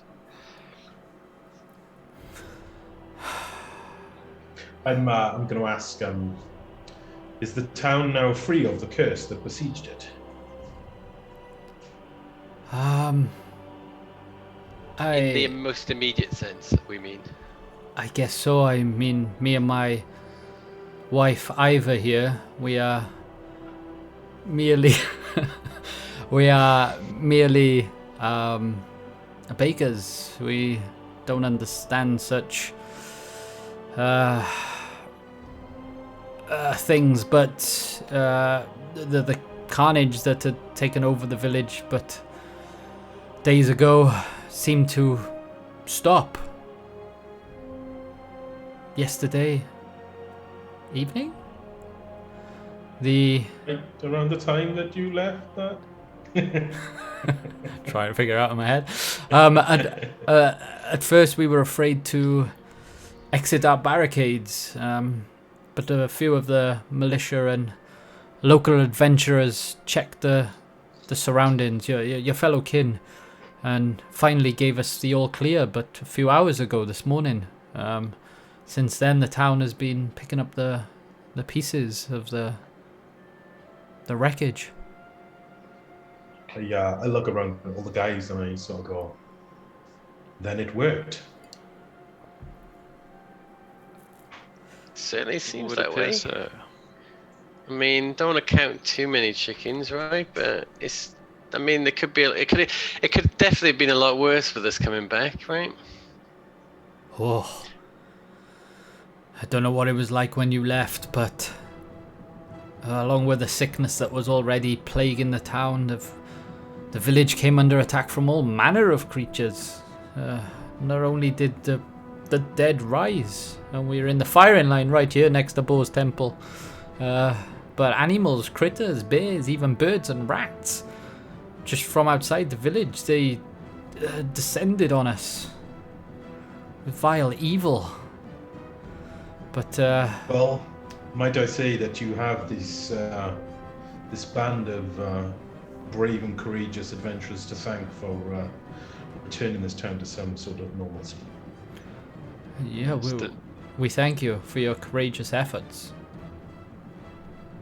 I'm relieved that the natural order of things seems to be restored, and the sickness that was blighting you and us has passed.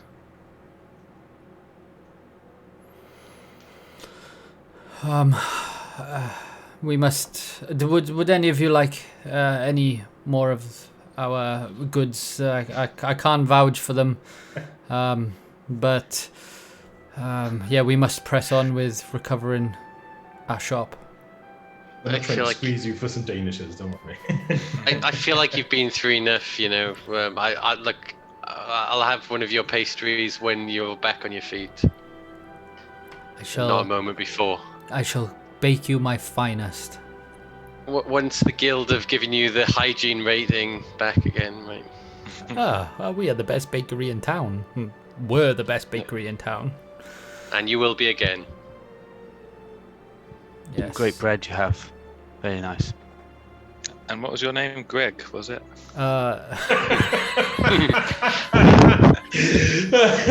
For fuck's sake. No, but I kind of wish I did call him that now. Actually, no, sir, it's Greg's. It's plural. Strange name, but it works well. My name is Big R, and my wife here is Iva, and we run the Bad Bottom Bakery. Oh yeah, that was a good name, to be fair. Right, shall we move on? Are they still running things out of Doomhammer Inn? Or is that the best place to find people now? Yes, head further into town. You'll see the mayor and I believe maybe some of your kin are there. Thank you for your time. So, yeah, you make your way further into town and come to the main square outside the Doomhammer Inn. There's a somber mood as you pass a number of villagers, similar to the Bad Bottoms, sort of picking up the remnants of their homes and livelihoods. Outside of the inn, though, you see a number of volunteers helping coordinate food and water supplies to the local townsfolk. And among them, you see an average-sized height dwarf wearing long blue robes that go all the way down to the floor. His beard is short, trimmed, and quite tidy for a dwarf. And around his neck, he's wearing a chain necklace made of red beads that contrast quite clearly against the blue robes that he's wearing. And he seems to be coordinating the distribution efforts. And while he appears to be of a higher class than some of the other townsfolk, similar to them, his clothes are slightly tattered and stained with dirt. And as you approach, he actually shouts out to you. Ah, Scomron, my dear friend. Are we glad to see you?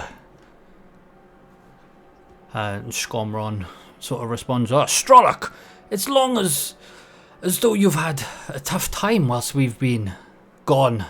Well, it looks as though you've had a tough time whilst we've been gone. Aye, that we have. We're glad that it seems to have come to an end, though. I suppose we have you to thank for that. Yes, I guess our actions seem to have helped the plague and sickness that had been damaging this town. But I cannot take all the credit, Strollock. Let me introduce you to the heroes of the hour. And he points to you all and he introduces you all by name. And then Scormrom introduces Mayor Strollick Panbasher.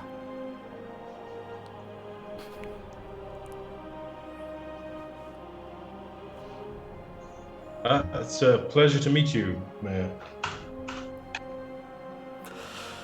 And you, thank you, my dear friends. Our village is eternally grateful for your courage and support. Do you have word of the other members of our guild who are here fighting the skeletons? Buttrick, Buzznick, and Kickout, I think their names were? Aye. And as you look at him, it's sort of an excited face that was, really interested when he saw Scomron and yourselves arrive seems to fade away into a more somber look. Aye. I believe heading back to the guild hall to meet with your brethren is probably the best thing for you to do. Many a townsfolk and militia perished in the last few days. But alas, I am a bearer of bad news, my friend. And he looks at Scormron at this point. I'm afraid to say that one of your own courageously fell in battle also.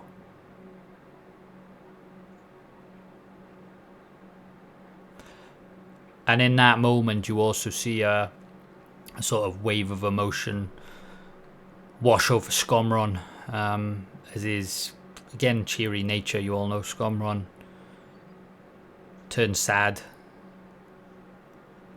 and a short silence. And Strolek just looks at you all and just says, please, return to the guild hall and be with them. You have done more than enough to help us and are in no doubt need of some short rest. Perhaps I propose we gather this evening to hear of your heroic tales. We may not be able to throw a banquet, but we shall throw a small feast in your honour and those of the fallen. It may help to rebuild the town's spirits. Perhaps in the guild hall, Scormron. It is one of the few places that was undamaged. Scormron picks up his sort of cheeks and... Aye. A grand plan, Mayor. We have food and ale stores that we can offer to the town in its dire need. Let us gather later. And... yeah, he just looks as though... he'd just been told some really bad news. And the Strolek just says, my deepest condolences, my friend. I walk past Scormron and give him a stern sort of slap on the back. As I walk past him, like a, my condolences too. Yeah, I sort of just maybe crouch down, bow my head, touch the ground, and just stay silent. Aye. Sorry, it just caught me off guard. Let us return to the guild hall. A feast to celebrate their heroic deeds sounds like a grand plan. Let's return to the guild hall. That sounds like the only thing we can do right now, right? And he looks at Lovak and he just says, Lovak, there are sausages in the guild hall. You'll be alright. Human.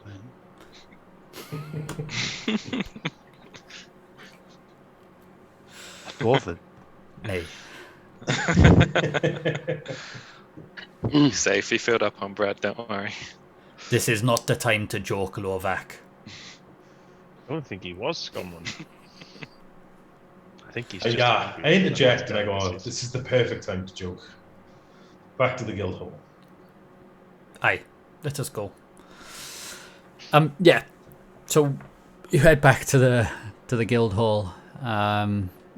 Yeah, you see a bit of carnage, but it seems the majority of the carnage and destruction seem to happen on the upper part of the town. There seems to be very little in the way of real damage in the western parts of the village or the town.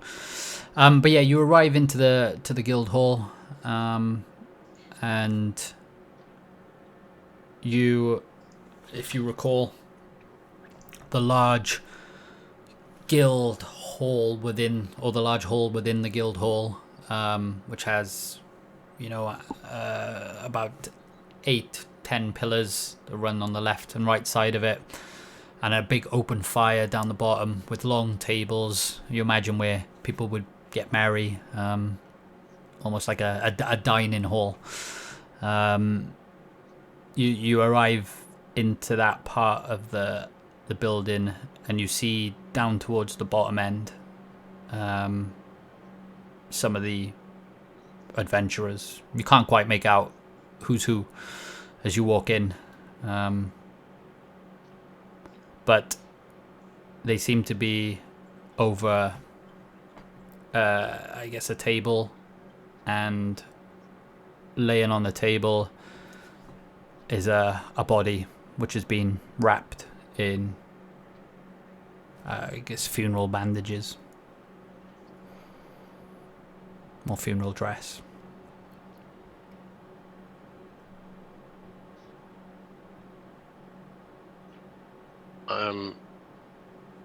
I'm not sure what to do next, so I'm looking around for kind of cues from everyone else. What should we do? Let's Scomron go first, right? Yeah. This is Scomron's moment, I feel. So Scomron just clocks this, and he heads down to the front of the hall, and whoever's last in the door shuts the door behind them, and I just imagine a big door just go, and the other party sort of look over and they clock you, come in, and a somber look upon their faces. Scomron approaches them and is like, Buttrick, Kikath, what happened to Bracken? As he imagines it's the only person that's not there. As Mudmat and Hadron, who are the guild scouts, also sort of just stand aside. They weren't part of the that adventuring group, but part of the guild scouting group. And Kikath turns around and just like,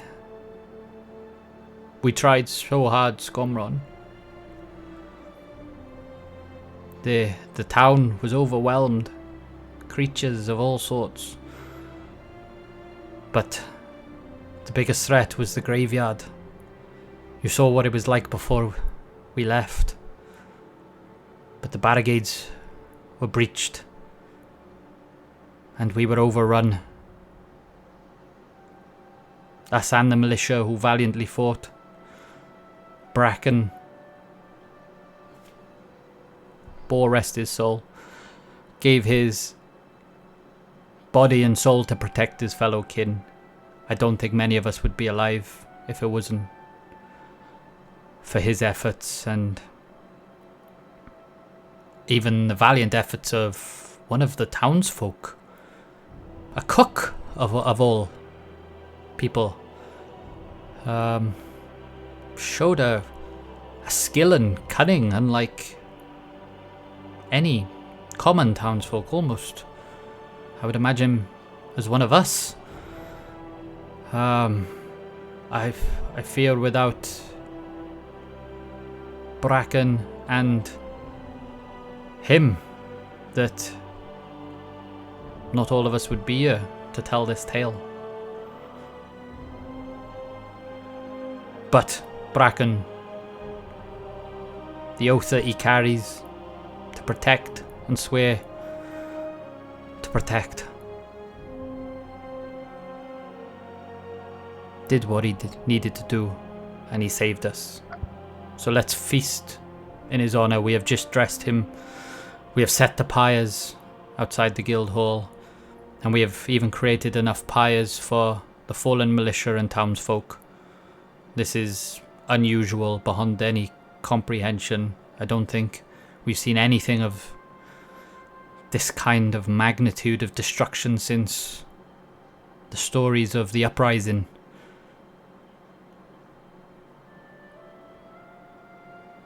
So I think we should celebrate with them all for their heroic sacrifice tonight. May they rest in a well-earned peace.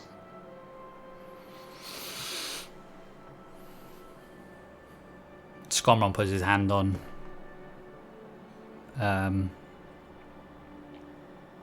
Kikath's shoulder, and yes, let us feast.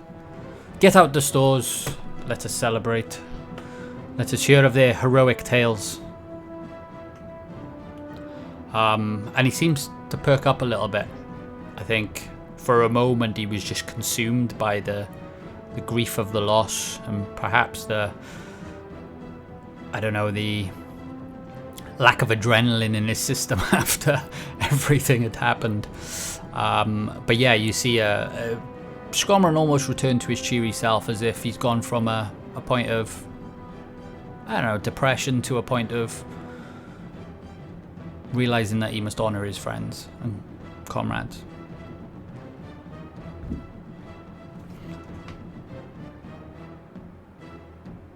So, let us celebrate. Boy, have we got some stories to tell. Perhaps that's where we should start. Debrief of what we overcome and what we've discovered.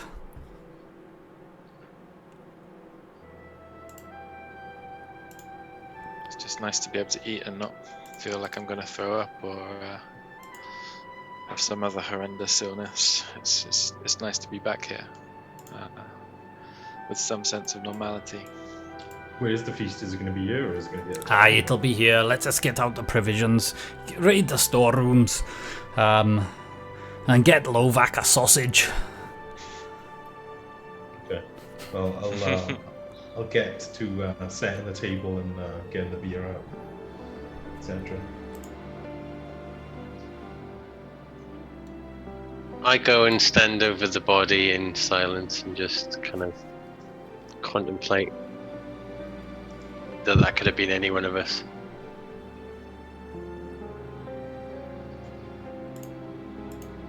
And I lift a glass when one's available and say to Bracken,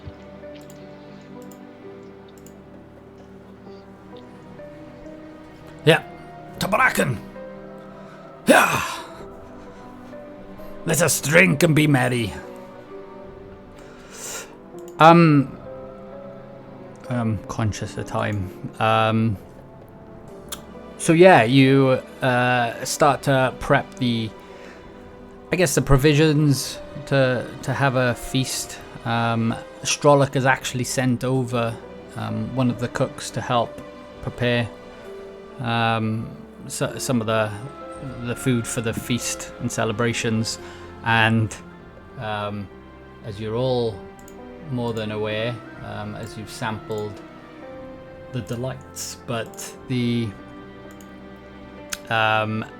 Grey Branch Framstead and Flaskhorn's Brewery have ensured there's enough ale supply for the town tonight.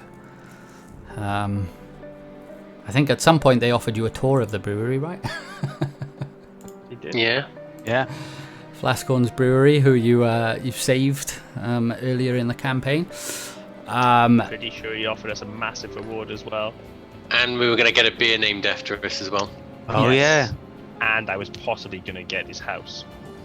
Yeah. Oh, his holiday house. Yeah. Oh, Like like a beer after us. I mean, you did save his life, so one to figure out another day. Never forgets. Yeah, Months he's been thinking about that. exactly. That and the dragon he slayed.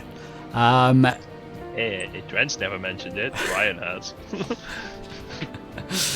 What about that massive boulder that I single-handedly held off in that one room within the dungeon, whilst simultaneously opening the door with my other hand? I thought that was Grizz.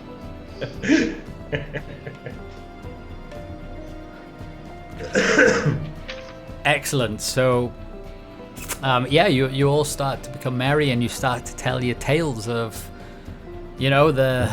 some of the adventures that you've been on, leading up to this point. But more importantly, as townsfolk and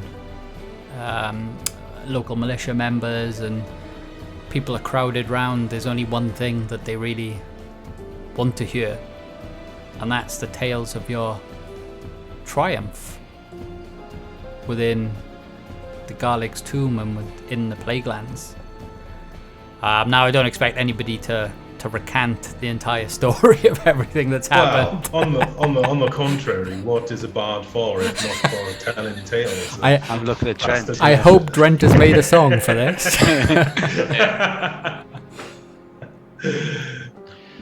I'll lift Give it the on my people shoulders. what they want. Toss a coin to the Adventurers Guild.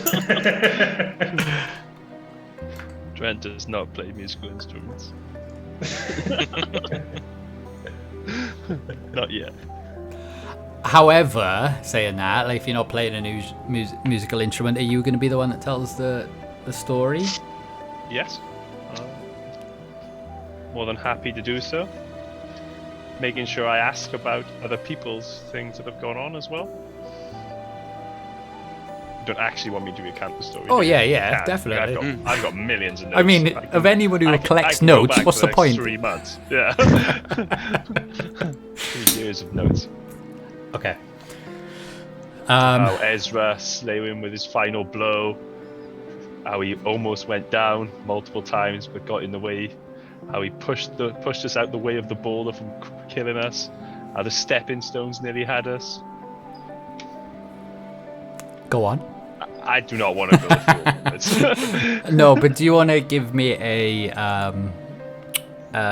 performance check with advantage, please, to tell how good you recant this story? Oh, please roll better than that. Yay. Yeah, so at this point, you obviously, Mary, I assume you're all drinking and feasting. Only a little for Drent. He's too young. Pretty drunk already. Lovak, I don't know if you're old enough for a bugbear. I don't know bugbear's ages. I think I'm middle-aged for bugbear. Oh, right, okay. I think. So there we are. And I'm doing sound effects and stuff like that in the background while Drent's telling us. Oh, that's why you got the advantage. You know, Yeah, I yeah. assumed you were all helping. Yeah. Recant this story. I'm up on the table by now, you know. Nice. Chris is doing puppets on the wall in the background. Yeah. Story. You're not playing an instrument, but you're doing like an Irish jig or something, right? Yeah. Do monster sounds. Roar of the mighty great axe swing that killed off the undead Degalig cursed monster thing. Cathbad, shine your staff at the wall so I can do shadow puppets. Tell That's a him good about shout, the elixir of life. Oh, what brought him back? Yeah. Oh, and the magic water that cured us of the illness. And Scomron at this point goes, "Aye, Ezra died. He died, like proper died, like not just died. This weird creature had his entire chest in it. Oh, it was Pulled his soul out. none of you wanted to see, but it was horrific." And as Stormrun goes off on one about it, I sort of like, I don't know, my mood lessens as I start to remember. Oi, and Scomron looks over. He's like, "Oi, aye, we better stop talking about that. The water of life, the water of life. Yeah, such a great thing. Maybe that's what's in the rain that has descended over us. Who knows? But yes, to the adventures." As he raises his glass and everybody toasts you. Can you? Who's not drinking as much at the minute? I am not drinking a lot. Do you want to give me a perception check, please? I don't tend to drink much either, but I think I'm going to have my first pint of the series. I normally drink half pints. Cool. Do you want to give me one as well? So Yeah, right. 13's fine is enough. I just want to see if both of you notice. Perception. Sorry that they're being slow coming through. It's alright? No. If it doesn't come through, just... Well, yeah, 11. Okay. So yeah, you both actually notice this, and yeah, it catches your eye, Drent, as you're telling your story, but it doesn't dissuade you from your story. But You notice a statue of Grandmaster Surveyor, the guild leader, and you see it move as you're recanting the latter part of this tale, as you explain the information about Boar that the Garlic had given you in his sort of final words before, I know you guessed that he ascended or moved on to another plane. Yeah, you see it move. And then like sort of the eyes just sort of like flicker. So I'll note it as something to speak to Scumron about later. Not when he's 9 pints deep in his dwarven ale.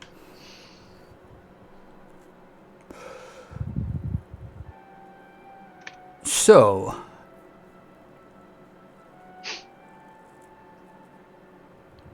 as you turn to talk to the group, a blue mist begins to fill the air near Scomron. It actually feels familiar.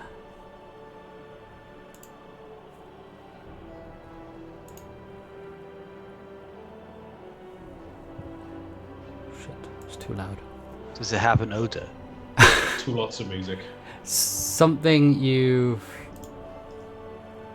There we go. seen before, back during your initiation at the Guild Hall in Dunmuldun,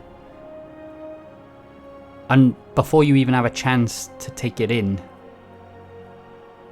an unusually tall dwarf appears before you next to Scomron, wearing a long green cloak and a girdle that appears to be carved of stone with a pale blue gem at its centre. It is in fact Grand Adventurer Severe that has appeared before you out of the mist.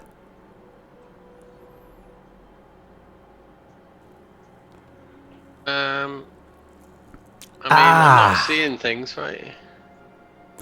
You have done well, my adventurers. You come to join As us for he a drink?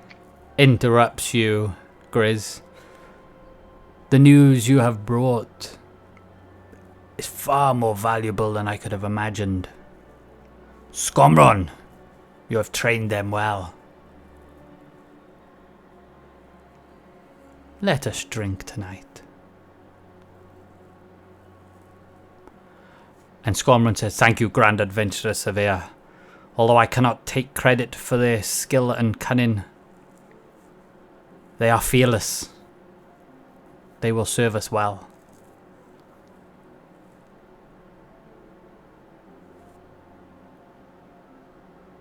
And Severe just seems intrigued at the information that you've provided.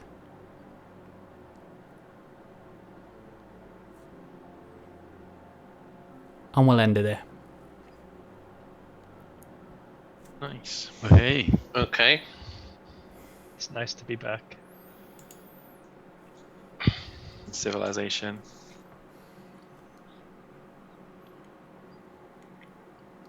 That's awesome. Cheers, mate. Yeah. Yeah, really cool. Thank you, guys. Good to get back into it, isn't it? Hmm. Yeah. Wow. Yeah. Looking forward to another good night's sleep now. Just sleep alright now, aren't you?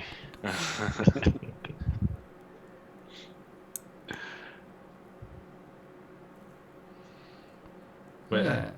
Yeah. Was, Well, yeah, sorry, it was just a lot to take in that session. Hey man, you were channeling every emotion possible, and I loved it. It was heartfelt. Nice. That was awesome. I think I'm sweating. Yeah, no, thanks guys. That was I thought a pretty good session. Like I said, it's nice to get back into it, isn't it? It seems forever since we've had a D&D session. So when are we continuing the adventure, Mike? So the adventurers shall return in 2 weeks' time. Sounds Good. excellent. So yeah, the cadence for this will be every fortnight, just because we've all got our own personal life commitments that we sort of need to stick to. So yeah, it won't be more frequent than that. But for the people on the stream, we'll be obviously recording these and posting them. At some point, need somebody to put their hand as a video editor. I'll do that. Ah, excellent. Thanks, Mark. Yeah, no worries. Nice. But yeah, it's just yeah, we'll have all the videos available on the on Twitch. We'll probably set up a YouTube at some point as well to start doing this. This is literally our first session, guys. So for anybody who's watched this, obviously really appreciate your support and watching us. Hopefully the tech issues will get a little bit better as we go along, as we get a bit more used to it. But no, it's really amazing, and I never thought I would say this. Please do share, like, and subscribe to Conduits of Chaos. Oh, that was what everything that's just happened was for that moment, wasn't it? Go on, and what's your sign off before you end the stream? You must have a sign off prepared, right? Oh, I've got the post stream overlay to put on. Yeah. Yeah. Okay. It's nothing exciting. Now you've made it seem like something grand. Oh, but you need a catchphrase, don't you? You know. Oh, you mean an actual like news anchor sign off?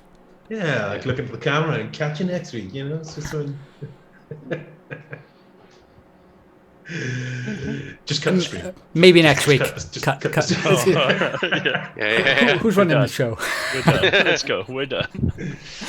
No, Good but night, everyone. yeah, thanks everyone, and thanks all of you for attending and being part of the session. Really appreciate it after so long. So awesome. Have a great night, and yeah, catch up with you guys again soon. Excellent. Thanks, everyone. Thanks Take everyone. care. Bye. Cheers.